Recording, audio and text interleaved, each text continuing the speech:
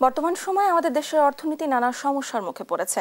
জিনিসপত্রের দাম বাড়ছে, কর্মসংস্থান সংকট, বৈদেশিক মুদ্রার সংকট, এর সাথে যুক্ত হয়েছে বৈশ্বিক নানা সংকটও।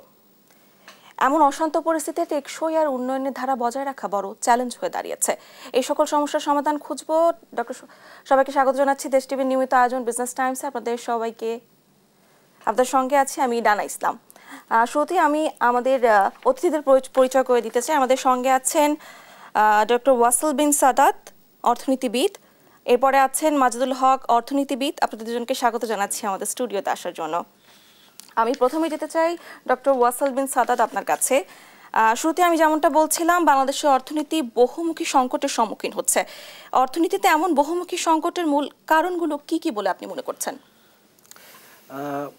কারণ তো অনেক, আর অর্থনীতির ব্যাপারটা হচ্ছে যে সব তো আপনার একটা আরেকটার সাথে অঙ্গাঙ্গিভাবে জড়িত। তবে আমাকে যদি বলেন যে আমাদের কিছু কাঠামোগত সমস্যা অর্থনীতিতে দীর্ঘ সময় ধরেই ছিল, এর মধ্যে একটা প্রধান সমস্যা যেটা ছিল সেটা হচ্ছে আমাদের আপনার লেবার মার্কেট, কর্মসংস্থান। এবং যেহেতু নতুন কর্মসংস্থানের জায়গাগুলো খুব সংকুচিত হয়ে এসেছে, এবং আমরা যদি আমাদের বিগত কিছুদিনে কয়েক বছর পরিসংখ্যান দেখি, আমরা দেখব যে আমাদের ম্যানুফ্যাকচারিং ইন্ডাস্ট্রি সেই জায়গাগুলোতে কর্মসংস্থান এবং উৎপাদন দুই জায়গাতেই আসলে বেশ বড় ধরনের ব্যাঘাত ঘটেছে। এটা হচ্ছে একটা। দ্বিতীয় আরেকটি বড় সমস্যা যেটা আপনি বলেছেন সেটা হচ্ছে মূল্যস্ফীতি। তো একদিকে লোকজনের হাতে টাকা নেই, অর্থের জোগান নেই, কর্মসংস্থানের অভাব, অন্যদিকে জিনিসপত্রের দাম বেড়ে যাচ্ছে। আর দেশের রাজনৈতিক সংকট এবং অন্যান্য ঘনায়মান সংকটের কারণে যে এই ইমেজ এবং অস্থিরতাটা, আসলে তো কেউ নিশ্চিত না কি হতে যাচ্ছে। তো আমরা অর্থনীতিতে বলি যে যখন অনিশ্চয়তা থাকে তখন আপনার সমস্যাগুলো আরও বেশি প্রকট হয়ে দেখা দেয়। তো যদি আপনি আমাকে মোটা দাগে বলতে বলেন যে আমাদের এই অনিশ্চয়তা এবং আমাদের যে বাণিজ্য বিজনেস ক্লাইমেট আমরা যেটাকে বলি, সেটা আপনার সে জায়গাতে যে সমস্যাগুলো, এবং আমরা খুব আমাদের যে ইনস্টিটিউশনাল আমাদের যে প্রাতিষ্ঠানিক দুর্বলতাগুলো, হ্যাঁ, তো সেগুলোও কিন্তু এর সাথে জড়িত। আমাদের কেন্দ্রীয় ব্যাংক, বাংলাদেশ ব্যাংকের কথা, তারপরে আপনি বর্তমান সময়ে যেমন এনআরবির নিয়ে যে ট্যাক্স কালেকশন, এগুলো নিয়ে যে আপনার যে সমস্যা, সেগুলোও কিন্তু এর সাথে জড়িত। তো আমরা নিশ্চিত আরও এগুলো প্রত্যেকটা নিয়ে অনেক দীর্ঘ আলাপ হতে পারে, তবে আমি এখানেই আপাতত থামবো আর কি। ধন্যবাদ আপনাকে।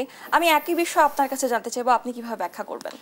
জি, দেখুন যে বাংলাদেশের অর্থনীতিটা বহুমুখী চ্যালেঞ্জের মধ্যে পড়ে আছে, এবং এটা কিন্তু আজকে থেকে নয়, এটা দীর্ঘদিন ধরে। কারণ হচ্ছে যে অর্থনীতিতে আপনার উচ্চ মূল্যস্ফীতি থাকে, এটার সাথে উচ্চ বেকারত্ব থাকে, বিনিয়োগ কম থাকে, সে অর্থনীতি তো আসলে একটা স্থবিরতার ভিতরে পড়ে যায়।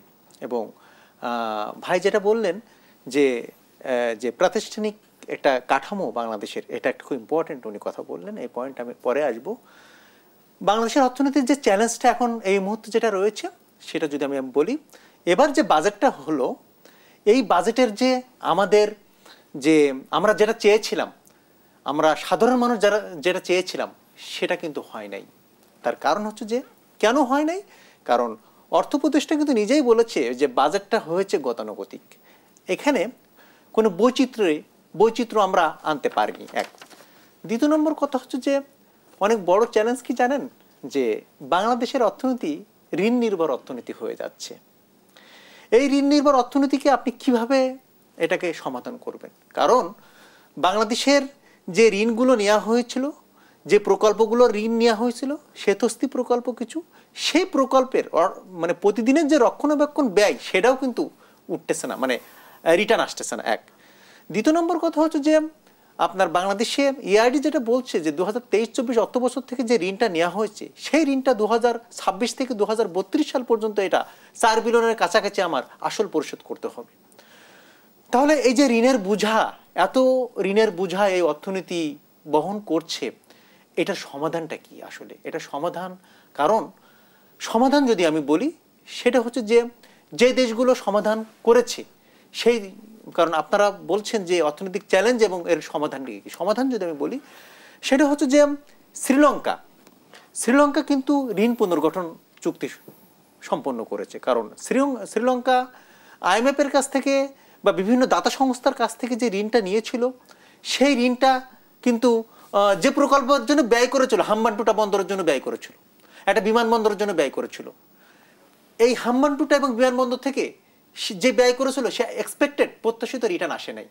এর জন্য তারা একটা ঋণ খেলাপির ভিতরে পড়ে গেছিল এবং তারা পরে ঋণ পুনর্গঠন করেছে। এবং ঋণ পুনর্গঠন করার জন্য আমি বর্তমান সরকারকেও আসলে বলবো যে ঋণ পুনর্গঠন করার জন্য সামনের দিকে এগিয়ে যাওয়া এক। দ্বিতীয় নম্বর কথা হচ্ছে যে রাজস্ব আয় আমরা কোথায় আছি? সারা পৃথিবীর ভিতরে কর রাজস্ব টু জিডিপি অনুপাতে আমরা সর্বনিম্ন পর্যায়ে রয়েছি এবং দক্ষিণ এশিয়ার একদম সর্বনিম্ন পর্যায়ে। আমাদের থেকে নেপাল, ভুটান অনেক ভালো আছে। এই রাজস্ব আয় আমরা বাড়াতে পারছি না। আমার এই রাজস্ব আয় পূরণের লক্ষ্যে 24-25 অর্থ বছরের রাজস্ব আয় পূরণের লক্ষ্যে লাস্ট 3 মাসে আমার 60%, 68% রাজস্ব প্রবৃদ্ধি প্রয়োজন ছিল, কিন্তু জুন মাসে কি হয়েছে? কলম বিরতি হয়েছে, শাটডাউন হয়েছে, কমপ্লিট শাটডাউন হয়েছে। তাহলে আমার রাজস্ব আয় কি হয়েছে এই অর্থ বছরের প্রথম 8-9 মাসে কি হয়েছে? যে 6-8% হারে রাজস্ব আয় বৃদ্ধি পেয়েছে, যেটা বিগত অর্থ বছরের একই সময় ছিল 13%। তাহলে যে অর্থনীতিতে আমার রাজস্ব আয় প্রবৃদ্ধি কমে যাচ্ছে দিনে দিনে, যে অর্থনীতিতে আমার ঋণ নির্ভরতা হয়ে যাচ্ছে, সেই অর্থনীতিতে তো আপনার চ্যালেঞ্জ থাকবেই। এবং আমাকে বাজেট বলছে, এবার অর্থ বছরের বাজেট কি বলছে? যে আমি একটা বৈষম্যহীন সমাজ এবং আমি টেকসই অর্থনৈতিক ব্যবস্থা গড়ার প্রত্যয় নিয়ে এই বাজেটটা আমি পেশ করলাম। বাট যে অর্থনীতিতে রাজস্ব আয় বৃদ্ধি পায় না এবং যে অর্থনীতিতে কর টু জিডিপি রেশিও থেকে ঋণ টু জিডিপি রেশিও বেড়ে যায় বহুগুণে, সেই অর্থনীতিতেও আপনার টেকসই অর্থনীতি বলেন এবং টেকসই অর্থনৈতিক ব্যবস্থা বলেন, সমস্ত ব্যবস্থাকে আপনি তৈরি করার জন্য, টেকসই করার জন্য এটি ধাক্কা খাবেন এক। দ্বিতীয় নম্বর কথা হলো যে আপনি জানেন যে পাল্টা শুল্ক নীতি দিয়েছে মার্কিন যুক্তরাষ্ট্র, আমাদের একটা বড় বাজার। এই পাল্টা শুল্ক নীতির যে দ্বিপাক্ষিক আলোচনা কি চলছে আমার, কারণ আমার তো 9 জুলাই আগামী মাসের 9 তারিখে এই স্থগিত যে এটা ছিল, পাল্টা শুল্কের যে স্থগিত ছিল সেটা তো শেষ হয়ে যাচ্ছে। তাহলে আমার দ্বিপাক্ষিক সমঝোতা কি আছে এবং আমি পাল্টা শুল্ক নীতির একটা কোনো চুক্তি করবো কিনা মার্কিন যুক্তরাষ্ট্রের কাছে, এ একটা চ্যালেঞ্জ রয়েছে। তৃতীয় নম্বর চ্যালেঞ্জ হচ্ছে যে বাংলাদেশের যে বিনিয়োগ পরিবেশ, সেই বিনিয়োগ পরিবেশটা আমার কাছে মনে হচ্ছে যে স্বল্পোন্নত যত দেশ আছে তার ভিতরে বাংলাদেশের অবস্থান খুবই নাজুক অবস্থায় রয়েছে। কারণ দেশি বিনিয়োগ বাড়ছে না, আপনার প্রাইভেট সেক্টর ক্রেডিট গ্রোথ 7%, 6%-এর ভিতরে ঘোরাঘুরি করছে বিগত কয়েক বছর ধরে।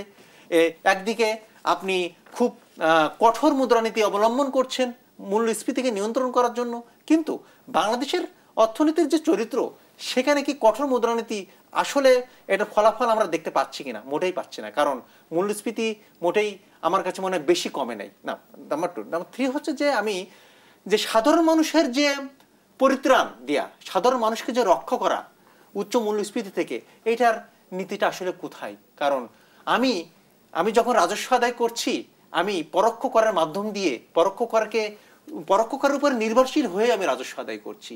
তাহলে ভ্যাটটা আমি যে ভিখারি সেও ভ্যাট দিচ্ছে, যে ওয়েলথি ক্লাস উচ্চ আয়ের লোক সেও এক সম পরিমাণ ভ্যাট দিচ্ছে। তাহলে বাংলাদেশের যে ভ্যাট নীতি সেটা তো প্রোগ্রেসিভ না, সেটা হচ্ছে প্রোগ্রেসিভ ওয়ে না, এটা রিগ্রেসিভ ওয়েতে আমি আসলে কর নীতি আমার চলমান। সুতরাং যে অর্থনীতিতে আপনার উচ্চ বৈষম্য চলছে, যে অর্থনীতিতে আপনার দিনে দিনে মানুষ দরিদ্র হয়ে পড়েছে, সে অর্থনীতিতে চ্যালেঞ্জ অনেক। সুতরাং আমি বলবো যে বাংলাদেশের অর্থনীতি যে পর্যায়ে রয়েছে সেটাকে সামনে এগিয়ে নেওয়ার জন্য আমার একটাই এখন, ঋণ নির্ভর অর্থনীতি থেকে আমাদেরকে বের হয়ে আসতে হবে, ঋণগুলো পুনর্গঠন করতে হবে এবং ঋণের যে চুক্তিগুলো রয়েছে সেই চুক্তিগুলো এখন টলারেবল সহনীয় পর্যায়ে সুদের হার এবং গ্রেস পিরিয়ড আমি বাড়াতে পারি কিনা, সেই বিষয়গুলোকে এখন আমার এই মুহূর্তে বিবেচনা করতে হবে। ধন্যবাদ আপনাকে। আমি আবারও আসতে চাই ডক্টর ওয়াসেল বিন সাদাত আপনার কাছে। আমি যেমনটা প্রথমেই বলছিলাম যে বৈদেশিক মুদ্রার অনেক ঘাটতি রয়েছে, এই ঘাটতি পূরণ কিভাবে সম্ভব? দেখুন, দুইটা আসলে বৈদেশিক মুদ্রা যদি আমরা দেখি উৎস, হ্যাঁ, একটা হচ্ছে যে আমরা এক্সপোর্ট, আমাদের রপ্তানি, আরেকটা হচ্ছে আমাদের যে রেমিটেন্স, হ্যাঁ, আমাদের যে বৈদেশিক কর্মীরা যেটা পাঠান, আর তৃতীয় আরেকটি জায়গা সেটা হচ্ছে আপনার ঋণ বা অনুদান। অনুদান এখন আর পাওয়া যায় না ওরকম, হ্যাঁ, তো ঋণ, এবং সেটার ক্ষেত্রে আপনার উচ্চ সুদ এবং নানা রকমের কন্ডিশনালিটিস থাকে। তো সেটাও একটা বিবেচনার বিষয়। তো এখন বৈদেশিক মুদ্রা যদি মানে মূল কথাটা কিন্তু ঘুরে ফিরে সেই জায়গাটাই, যে আমাদের প্রতিযোগিতা সক্ষমতা, আমাদের শিল্পগুলার সেই জায়গাটাই কিন্তু আমরা খুব বেশি এগোতে পারি নাই। তো তার দরুন যেটা হচ্ছে যে, এবং এখানে অনেকগুলো বিষয়, যে বাণিজ্যের জায়গা থেকে আমাদের যে এখন যে মুদ্রা ট্রাম্প ট্যারিফের কথা বলা হলো, হ্যাঁ, একই সাথে আপনার এখন আমরা যা দেখতে পাচ্ছি জিওপলিটিক্যাল টেনশন, হ্যাঁ, সারা বিশ্ব জুড়ে, এবং আমাদের রপ্তানিগুলোর জন্য কাঁচামালগুলো আমাদেরকে আমদানি করতে হয় এখন। তার মানে কি, এবং একই সাথে যদি জ্বালানি তেলের মূল্য অনেকে চিন্তা করছেন সামনে বাড়তে পারে, তো এই সবগুলোই কিন্তু আমাদের প্রোডাকশন কস্টকে বাড়ায় দিবে এবং আমাদের প্রতিযোগিতা সক্ষমতা যেটা সেটাকেও কমিয়ে আনবে। তার মানে আমাদের একে তো আমাদের ডোমেস্টিক যে বিজনেস ক্লাইমেট অ্যান্ড এনভায়রনমেন্ট, এটার অবস্থা খুব একটা সুবিধার না। হ্যাঁ, এই জায়গাতে বিশাল কাজের জায়গা আছে, বিশেষ করে প্রাতিষ্ঠানিক জায়গা থেকে ওইটা আমাদের দরকার। আমাদের প্রাইভেট সেক্টরের প্রতিযোগিতা সক্ষমতা বাড়ানোর জন্য আমাদের দক্ষতা, কর্মীদের দক্ষতা বাড়ানো, এবং একই সাথে আপনার আমরা R&D এখন নলেজ বেসড, এবং দেখছি যে সামনে আপনার যে ফোর্থ ইন্ডাস্ট্রিয়াল রেভলিউশনের কথা আমরা বলি, হ্যাঁ, AI রিলেটেড টেকনোলজি, তার জন্য আমাদের তৈরি হওয়ার জন্য একটা ব্যাপার আছে। তো কারণ এগুলো সব কিছুর মাধ্যমেই, এবং আমাদেরকে যে আমাদের এক্সপোর্ট বাস্কেট যেটা, সেটাও খুব সীমাবদ্ধ, মানে RMG কেন্দ্রিক। তো আমরা আমাদের এই জায়গাগুলোকে অ্যাড্রেস করার একটা জায়গা আছে। আর যদি আপনার রেমিটেন্সের কথায় আসি, আমাদের শ্রমিকদের জন্য এই অন্তর্বর্তীকালীন সরকার বেশ কিছু ব্যবস্থা নিয়েছেন, সেগুলোকে ওয়েলকাম করি।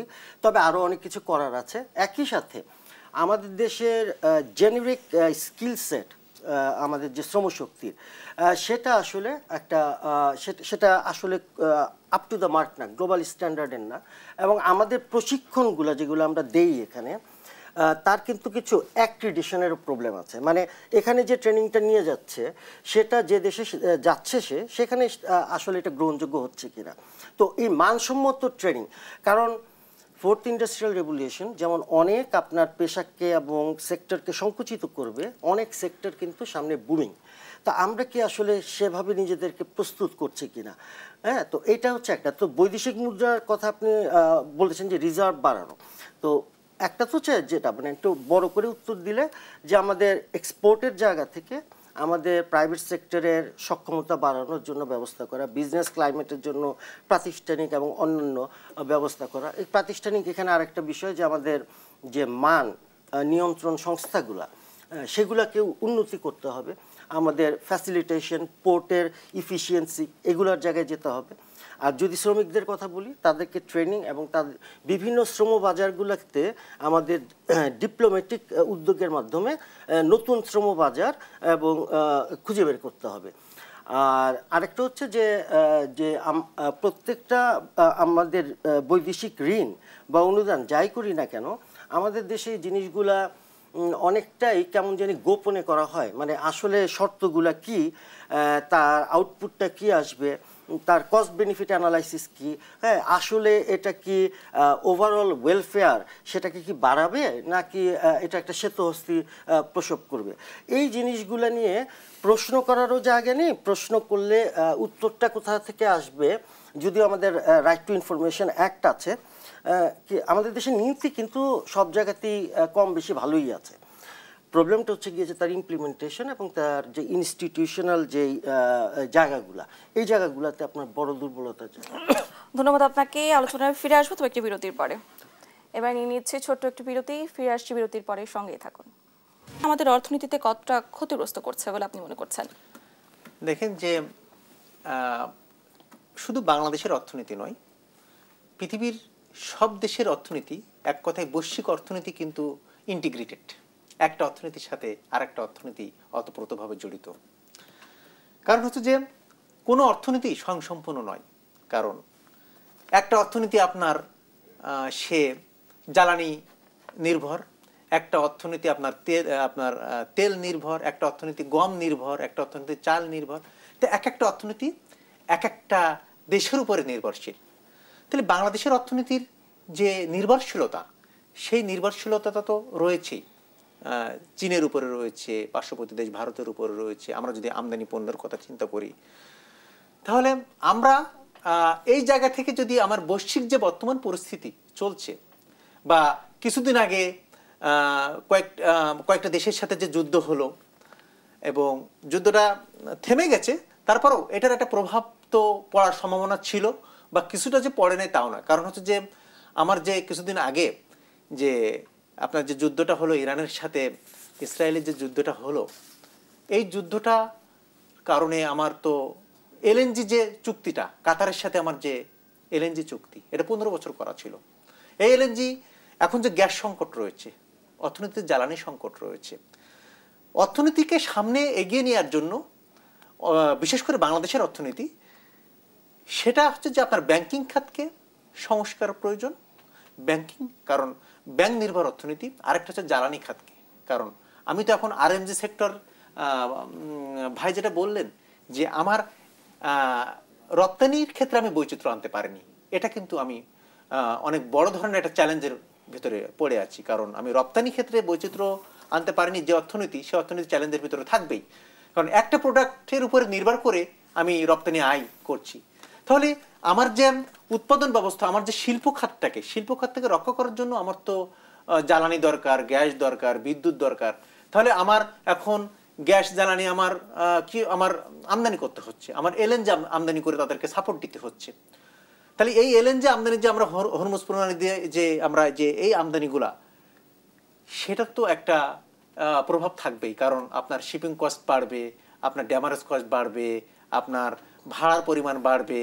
আপনার যদি রুট পরিবর্তন করে, যেটা আপনার 15 দিনে আসবে, সেটা তো আসতে লাগবে 27 দিন। তো সুতরাং এখানে অনেক ধরনের বিষয়গুলো জড়িত।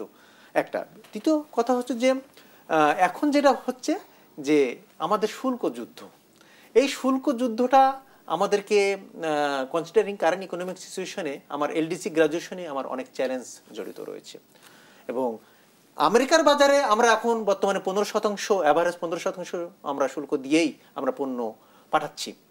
কিন্তু এখন যে অতিরিক্ত 37% তারা যে আমাদের উপরে শুল্ক চাপালো, যদিও 3 মাসের জন্য স্থগিত করেছে, এই বিষয় নিয়ে আমরা কি ভাবছি? আমার কমিটি যেটা করা হয়েছে, কমিটি কি ভাবছে? আমি ইউএস এর সাথে যে আমার আগে যে চুক্তিগুলো ছিল, যে টিকফা চুক্তি, সেই টিকফা চুক্তি থেকে বের হয়ে, কারণ বের হয়েছে কেন? বের হয়ে অনেকগুলো চুক্তির সাথে তাদের সাথে আমাদেরকে জড়াতে হয়েছে। আমাদের স্বার্থে হোক, তাদের স্বার্থে হোক, জড়াতে হয়েছে। এবং তাদের তো ইন্দো প্যাসিফিক স্ট্র্যাটেজি রয়েছে, তারা চালু করেছে। আপনার চীন চালু করেছে, one belt one road initiative চালু করেছে। তাহলে এক একটা দেশ আমাদের এই যে আমাদের সাথে, আমাদের অর্থনীতির সাথে যে দেশগুলো জড়িত রয়েছে, সেই দেশগুলো কিন্তু একটা, আমি বলবো, তার একটা গোল নির্ধারণ করেছে, তারা লক্ষ্য নির্ধারণ করেছে বাংলাদেশকে কেন্দ্র করে। কারণ আমরা কিন্তু ওয়ান বেল্ট ওয়ান রোডের সাথে কিন্তু আমরা চুক্তি করতে হয়েছে চীনের সাথে। এবং আমরা যে ইউএসএ যে ইন্দো প্যাসিফিক স্ট্র্যাটেজি যেটা নিয়েছে, সেটার সাথেও কিন্তু আমাদেরকে তাল মেলায় সামনে চলতে হবে। কারণ এটা আমাদের জিওপলিটিক্যাল একটা পার্ট, এটা না চলে কোনো উপায় নেই। কারণ আমার অর্থনীতি তো স্বয়ংসম্পূর্ণ না। কারণ হচ্ছে যে আমি যদি ইউএস এর মার্কেটে যদি আমি আরএমজি রপ্তানি না করতে পারি, এই মুহূর্তে আমার ফরেন এক্সচেঞ্জ রিজার্ভ কিন্তু 5 বিলিয়ন থেকে 7 বিলিয়ন কিন্তু নেমে যাবে। তাহলে আমি রিজার্ভটা যেটার উপরে ডিপেন্ড করছি, রপ্তানি আয়, আবার প্রবাসীদের পাঠানোর যে রেমিটেন্স, এটার উপরে, এবং এফডিআই যেটা আসে, এবং বৈদেশিক যে ঋণ, এই সূচকগুলো নিয়েই তো রিজার্ভটা হয়। কিন্তু আমাদের এখন দুঃখজনক যে আমরা এখন গর্ব করি মাঝে মাঝে, কি জানেন, যে যখনই আইএমএফ এর ঋণ ছাড় দেয়, যখনই বিশ্বব্যাংকের ঋণ ছাড় দেয়, তখনই রিজার্ভের সাথে যখন অ্যাড হয়, তখন আমরা গর্ব করি বলে রিজার্ভ বেড়ে গেছে, আমাদের নিউজ যেটা দেখি। কিন্তু এটা তো এই ঋণ নিয়ে যে রিজার্ভ বাড়ানো, এটা তো টেকসই ব্যবস্থা না। টেকসই ব্যবস্থা কোনটা? আপনি রপ্তানি বৈচিত্র্য আনেন, রপ্তানি আয় বাড়ান, আপনি প্রবাসীদের পাঠানোর রেমিটেন্স বাড়ান, আপনি প্রবাসী বাজারকে আপনি বিস্তৃত করেন, প্রবাসী বাজারকে টেকসই করেন, আপনার কূটনৈতিক দক্ষতা বাড়ানোর সাথে সাথে আপনি প্রবাসীদেরকে যে 10 লাখ লোক যে বাইরে যাচ্ছে, পৃথিবীর বিভিন্ন দেশে যাচ্ছে কাজ করার জন্য, সেই 10 লাখ লোককে কর্মমুখী শিক্ষা দেন এবং এদেরকে দক্ষ করে পাঠান। তাহলে বাংলাদেশের অর্থনীতি কিন্তু অনেক ক্ষেত্রে আপনার স্বয়ংসম্পন্ন হবে। 2 নম্বর কথা হলো যে অর্থনীতির যে বৈশ্বিক চ্যালেঞ্জ, সেই বৈশ্বিক চ্যালেঞ্জের ভিতরে তো আমরা রয়েছি। কারণ ভারত কিছুদিন আগে বন্ধ করে দিল যে স্থল বন্দর দিয়ে আপনি পাট জাত পণ্য বা কিছু পণ্য 3-4টা পণ্য এটা কিন্তু ভারত আমদানি করবে না। তা সুতরাং এখানে আমাদের কস্টিং এর সাথে জড়িত, তাহলে আমরা কি বাইয়ারে যাব বা ভারতে যে বাংলাদেশে পোশাক যে রপ্তানি হতো ভারত থেকে অনেক দেশে এটা রপ্তানি করা হতো, ভারতে এয়ারপোর্টে যে হতো। তো তারপরে এই বিষয়গুলো তো আমরা ধাক্কা খাচ্ছি একটা। দ্বিতীয় নম্বর কথা হচ্ছে যে জিওপলিটিক্যাল ইস্যু যদি আমি বলি, সেটা হচ্ছে যে আমার রিজনাল যে কানেক্টিভিটি, সেই রিজনাল কানেক্টিভিটিতে আমি কতদূর পৌঁছাইছি। আমি বিসিআইএম যে economic corridor, Bangladesh China India Myanmar economic corridor, যে সেই বিসিআইএম ইকোনমিক করিডোরটা কি কতটুকুন সফল হলো, এটার কাজ কতটুকুনি সামনে এগিয়ে যাচ্ছে, এটার উপরেও বাংলাদেশের অর্থনীতির যে একটা মানে সম্ভাবনা বা বাংলাদেশের অর্থনীতি সামনে এগিয়ে যাওয়ার এই রিজনাল কানেক্টিভিটির উপরে অনেক ডিপেন্ড করছে। আরেকটা বিষয় হলো যে রিজনাল কানেক্টিভিটি আমাদের দরকার। কারণ হচ্ছে যে আমরা হয়তো সরকার পরিবর্তনের সাথে সাথে আমরা বলি যে আমরা ভারতের সাথে রেল ট্রানজিট যেটা আছে, ভুটানের সাথে যে রেল ট্রানজিট রয়েছে, ভারতের সাথে যে রেল ট্রানজিট রয়েছে, এই যে ট্রানজিটগুলোর যে চুক্তিগুলো আমরা এক সরকার আসলে আমরা করি, আরেক সরকার আসলে বাতিল করি, কিন্তু বিষয়টা হলো যে অর্থনীতির বৃহৎ স্বার্থে আমার ট্রানজিট এখন থাকতে হবে। কারণ আমি নেপালে যে ভারত তো বলেছে যে আমি হয়তো স্থলবন্দর দিয়ে আমি আমদানি করবো না, কিন্তু নেপালে এবং ভুটানে যে পণ্যটা যাবে, বাংলাদেশের যে পণ্যটা সেটা খোলা থাকবে। কিন্তু এটা তো স্থায়ী কোনো সমাধান নয়, এটা টেকসই কোনো সমাধান নয়। তার কারণ হচ্ছে যে নেপাল ভুটান যে বিসিআইএম যে বিসিআইএম যে মোটর ভেহিকল এগ্রিমেন্ট ছিল, সেই মোটর ভেহিকল এগ্রিমেন্টটা অনেক পরে কিন্তু এটা আসলে আস্তে আস্তে বাস্তবায়ন হতে যাচ্ছে। কারণ এই সারভুক্ত কিছু দেশের সাথে মোটর ভেহিকল এগ্রিমেন্ট হওয়ার কথা, সেটা কিন্তু এখনো আমরা আলোর মুখ দেখিনি। কারণ এটা একটা ভূ রাজনীতির কারণে এটা কিন্তু পিছাই ছিল। ভুটান এটা পরিবেশগত সমস্যা হওয়ার কারণে ভুটান এটা পিছাই ছিল। ভারতও এটা ভূ রাজনীতির কারণে ভারত এটা বাধা দিচ্ছিল বারবার। তো বিষয়গুলো হলো যে মায়ানমারের সাথে আমাদের একটা ইস্যু রয়েছে, রোহিঙ্গা ইস্যু। এই বিষয়গুলো যেহেতু ভূ রাজনীতির কথা বললেন, এটা আমার কাছে বলতে ভালো লাগলো যে রিজনাল কানেক্টিভিটি যেটা আছে, রিজনাল যে চুক্তিগুলো আছে, আসলে এটা ইন্টিগ্রেটেড ইকোনমিক অ্যাক্টিভিটিস এখন হবে ইন্টিগ্রেটেড। এখন চায়নাতে যে পণ্য যাবে সেটা এখন সমুদ্রপথে না যে বাই রোডে যাবে, থাইল্যান্ডে যে পণ্য যাবে সেটাও সম্ভাবনা রয়েছে। তো সুতরাং আমাদেরকে এখন ইন্টিগ্রেটেডটাকে আরো গভীরভাবে করতে হবে, আমরা সংযুক্তিটা আমরা বাড়াবো সামনের দিকে এগিয়ে যাওয়ার জন্য। আমরা আবারও ফিরবো আলোচনায়, তবে আরো একটু বিরতির পরে। দর্শক, নিয়ে নিচ্ছি আরো একটু বিরতি, ফিরে আসছি বিরতির পরে, সঙ্গে থাকুন। বিরতির পর সবাইকে আরো একবার স্বাগত জানাচ্ছি। আপনারা দেখছিলেন বিজনেস টাইমস। আমরা ফিরে যাচ্ছি আমাদের আলোচনায়। আমি এবার আসতে চাই ডক্টর ওয়াসিল বিন সাদাত আপনার কাছে। জনাব মাজিদুল হক যেমনটা বলছিলেন বৈশ্বিক সংকট নিয়ে, আপনি বিষয়টি কিভাবে দেখছেন? দেখুন, উনি অনেকগুলো অ্যাঙ্গেল থেকে জিনিসগুলোকে কভার করেছেন অত্যন্ত যৌক্তিকভাবে। আমি এর ভিতর থেকে দুই একটা পয়েন্টকে একটু সাপ্লিমেন্ট করার জন্য, একটা হচ্ছে যে এই সময়ে এসে আমরা যেটা বুঝতে পারতেছি যে এলডিসি গ্র্যাজুয়েশন যেটা সামনে আসতেছে, এটা আমাদের অর্থনীতির জন্য এবং প্রাইভেট সেক্টরের জন্য একটা বড় চ্যালেঞ্জ হিসাবে আসবে। আমি আগে একবার বলেছিলাম বোধহয় যে আমাদের দেশে নীতির জায়গা থেকে কিন্তু আমাদের কাগজপত্র এগুলো খুব ভালো আছে। সিমিলারলি আমাদের এই অন্তর্বর্তীকালীন সরকারের সময় ওনারা smooth transition strategy for LDC graduation, তারা একটা চমৎকার পলিসি ডিরেকশনের জন্য একটা ডকুমেন্ট তৈরি করেছেন। প্রশ্নটা যে জায়গায় আসবে আর কি, ওইখানে যেই কথাগুলো বলা আছে তার ইমপ্লিমেন্টেশনটা কিভাবে হবে। কারণ আমরা যখনই দেখি এই জায়গাগুলোতে এসে, যেমন ধরেন এলডিসি, আমি 2-3টা বড় সমস্যার কথা বলি। এক হচ্ছে আমাদের প্রতিযোগিতা সক্ষমতা প্রাইভেট সেক্টরে, বারবারই বলছি এটা। আমরা যে এক্সপোর্ট করি, এক্সপোর্টের ক্ষেত্রে আমাদের আরএমজি সেক্টর, আমরা কিন্তু যদি আমাদের শুল্ক নীতি দেখি, আমরা কিন্তু বেশ প্রোটেকশন দিয়ে রাখি আমাদের ইন্ডাস্ট্রিগুলোকে যাতে তারা গ্রো করতে পারে। কিন্তু এর ফলে কিন্তু তারা যে গ্লোবাল যে কম্পিটিটিভনেস সেই জায়গাটায় পৌঁছতে পারে না। এবং আমাদের আরএমজি সেক্টরের গ্রোথের পিছনে খুব বড় একটা কারণ ছিল কিন্তু আপনার এক্সপোর্ট ক্যাশ ইনসেন্টিভ যেটাকে বলা হয়। এবং যখন আমরা এলডিসি থেকে গ্র্যাজুয়েটেড হয়ে যাব, আমরা WTOর রুল ফলো করতে হবে আমাদেরকে, এবং আমরা কিন্তু এটা তখন করতে পারবো না। Yes, there are other forms to support them, কিন্তু এই জায়গাতে তখন কিন্তু যে এখনই ধরেন আমাদের আরএমজি যারা উদ্যোক্তা আছেন, হ্যাঁ, ওনারা বলেন যে ওনারা প্রফিটে কাজ করতে পারেন না, ওনারা অনেক ক্ষেত্রে মজুরি দিতে পারেন না, ইত্যাদি ইত্যাদি, হ্যাঁ, বড় কিছু ছাড়া। তো এইটা একটা। তারপরে যেমন ধরেন ফার্মাসিউটিক্যাল সেক্টর, যেটা আমাদের পাবলিক হেলথের জন্য খুবই ইম্পর্টেন্ট। তো ধরেন ওই জায়গাগুলোতে কিন্তু এখন আমরা যে সুবিধাটা পাই অ্যাজ এন এলডিসি তখন পাবো না। তার মানে, এবং আমরা যদি আমাদের দেশের কালচার দেখি, দেখবেন যে আমাদের রিসার্চ অ্যান্ড ডেভেলপমেন্টের পিছনে ইনভেস্টমেন্ট খুবই কম।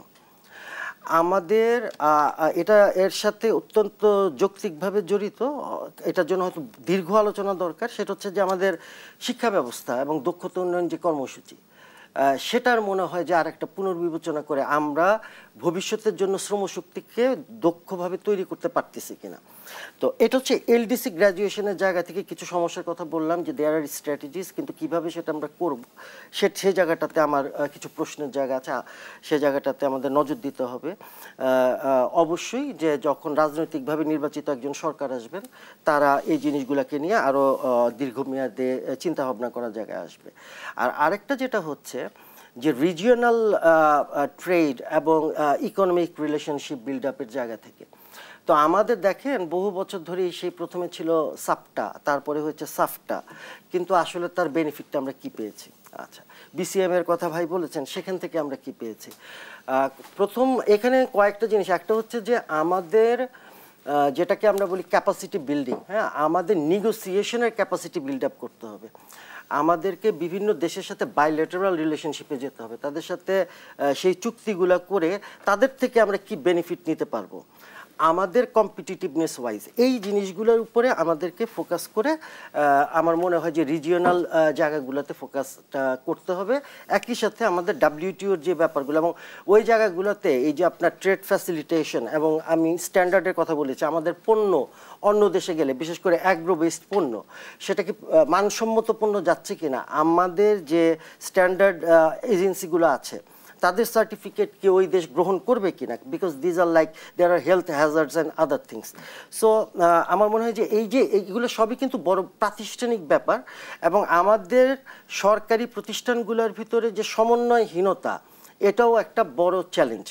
তো এই জিনিসগুলোকে নিয়ে আমরা রিফর্মের কথা বলছি, কিন্তু রিফর্মগুলো আসলে ঠিক কিভাবে হবে এই আমাদের অর্থনৈতিক চ্যালেঞ্জগুলোকে মোকাবেলা করার জন্য, আমার মনে হয় যে এটা সামনে আরো চিন্তা করা। ধন্যবাদ আপনাকে। আমি এবার যেতে চাই মাজেদুল হক আপনার কাছে। আমি আপনার কাছে একটু জানতে চাইবো, সরকার তো নানা উদ্যোগ নিচ্ছে অর্থনীতি সামলাতে, আপনার দৃষ্টিতে এইসব উদ্যোগ কতটা কার্যকর বলে আপনি মনে করছেন, আর কি কি কোথায় আরো উন্নতি দরকার বলে আপনি মনে করেন? জি, দেখুন যে সরকার বিভিন্ন খাতে উদ্যোগ নিচ্ছে এবং সংস্কার করার জন্য চেষ্টা করছে, চেষ্টা অব্যাহত রয়েছে এবং বিভিন্ন কমিটি করেছে। কিন্তু যে আমরা যে শ্বেতপত্র কমিটি যে রিপোর্টটা প্রকাশ করা হলো, যে সেই শ্বেতপত্র কমিটির রিপোর্ট নিয়ে আমাদের আউটকামটা কি, এটা কিন্তু এখনো পর্যন্ত দৃশ্যমান নয় সরকারের পক্ষ থেকে। সেকেন্ড হচ্ছে যে ব্যাংকিং খাত সংস্কার করার জন্য আপনি ব্যাংক রেজুলেশন অর্ডিন্যান্স করলেন, কেন্দ্রীয় ব্যাংকের কাছে ক্ষমতা চলে আসলো, কিন্তু ব্যাংকিং খাতের সংস্কার হতে হবে আপনাকে ব্যাংক কোম্পানি অ্যাক্ট অ্যামেন্ডমেন্ট প্রয়োজন রয়েছে প্রথম। তার কারণ হচ্ছে যে, এবং আমি ইউনূস সরকারের কাছে এটা আশা করেছিলাম উনি ব্যাংক কোম্পানি একটা অ্যামেন্ডমেন্ট করবে। তার কারণ হচ্ছে যে অ্যাক্টে আপনার একটা পরিবারের 5 থেকে 6 জন পরিচালক হতে পারবে, যে অ্যাক্টে পরিচালকদের মেয়াদ, পরিচালকরা বোর্ডে 5-7 বছর 8 বছর থাকতে পারবে, সেই অ্যাক্ট দিয়ে আপনি ব্যাংকিং খাত সামনে এগিয়ে নিতে পারবেন না, নাম্বার 1। নাম্বার 2 হচ্ছে যে ব্যাংকিং খাতের ক্যান্সার শুরু হয়েছে কোথা থেকে? সেটা হয়েছে যে আর্থিক প্রতিষ্ঠান বিভাগ যেদিন থেকে চালু করা হলো অর্থ মন্ত্রণালয়ের অধীনে, এই আর্থিক প্রতিষ্ঠান বিভাগ বন্ধ না করতে পারলে আর্থিক প্রতিষ্ঠান বিভাগ বাংলাদেশ ব্যাংকের অধিকার, বাংলাদেশ ব্যাংকের স্বাধীনতা খর্ব করেছে। আর্থিক প্রতিষ্ঠান বিভাগ রাষ্ট্রায়ত্ত ব্যাংকগুলোকে ডেট করে দিয়েছে। রাষ্ট্রায়ত্ত ব্যাংকের যে আজকে ক্যাপিটাল শর্টফল হয়েছে, রাষ্ট্রায়ত্ত ব্যাংকের যে খেলাপি ঋণ 60% পর্যন্ত উঠে গেছে, এটার দায়ভার গ্রহণ করতে হবে আর্থিক প্রতিষ্ঠান বিভাগকে। এবং আমি যেহেতু ট্রান্সপারেন্সি ইন্টারন্যাশনাল বাংলাদেশের মিটিংয়ে থাকার সুযোগ হয়, সেখান থেকে কিন্তু আমরা সরকারের কাছে প্রস্তাবনা পাঠিয়েছি আর্থিক প্রতিষ্ঠান বিভাগ বন্ধ করার, সেটা কিন্তু সরকার করে নাই। এবং আমি আরেকটা কথা বলবো বাংলাদেশের সমস্ত পলিসি যেটা সরকার নিচ্ছে, এই সরকার যেটা নিচ্ছে, সেই সফলতাটা নির্ভর করবে রাজনৈতিক সরকারের উপরে। কারণ 1991 সালে কেয়ারটেকার গভর্নমেন্ট যে টাস্কফোর্স কমিটির যে রিপোর্টটা দিয়েছিল, যে রিপোর্টগুলো দিয়েছিল, পরবর্তীতে রাজনৈতিক সরকার এসে সেগুলোকে স্ক্র্যাপ করেছে, সেগুলোকে ইগনোর করেছে। তাহলে আমি বর্তমান সরকার হয়তো অনেকগুলো পলিসি ডেভেলপ করছে, সংস্কার কাজ শুরু করছে, অ্যামেন্ডমেন্ট করছে, কিন্তু এটা সামনে পার্লামেন্ট আসবে, রাজনৈতিক সরকার আসবে, এই সফলতাগুলো পুরোপুরি নির্ভর করবে রাজনৈতিক সরকারের উপরে। এক দ্বিতীয় নম্বর কথা হলো যে বাংলাদেশের যে অর্থ পাচারকে কেন্দ্র করে যে পাচারকৃত টাকা আনার জন্য যে আমরা পরিকল্পনা গ্রহণ করছি, সেটা কি এত সহজ? এবং যখন কেন্দ্র ব্যাংকের গভর্নর বলছে যে আমরা টাকা আনবো, পাচারকৃত টাকা ফেরত আনবো, বিভিন্ন দেশ সহযোগিতা করবে, কিন্তু দেশগুলো তো টাকা নিয়েছে কর অবকাশ সুবিধা দিয়ে, ট্যাক্স ফ্যাসিলিটিস দিয়ে টাকা নিয়েছে। সেই দেশের আইনেই আছে, ওই আইন কি তারা স্ক্র্যাপ করে আমাদেরকে সাপোর্ট দিবে কিনা, ডকুমেন্ট দিবে কিনা, আমাদেরকে কোনো আলামত দিবে কিনা, সেটা তো সম্ভব না। আমরা আলোচনা একেবারেই শেষ পর্যায়ে চলে এসেছি। আপনাদের দুজনকে অসংখ্য ধন্যবাদ আমাদের সঙ্গে আলোচনায় যুক্ত হওয়ার জন্য। দর্শক, আমাদের আজকের আয়োজন এ পর্যন্তই। পরবর্তী আয়োজন দেখার আমন্ত্রণ রইল। সে পর্যন্ত সবাই সুস্থ থাকবেন, ভালো থাকবেন, দেশ টিভির সঙ্গেই থাকবেন।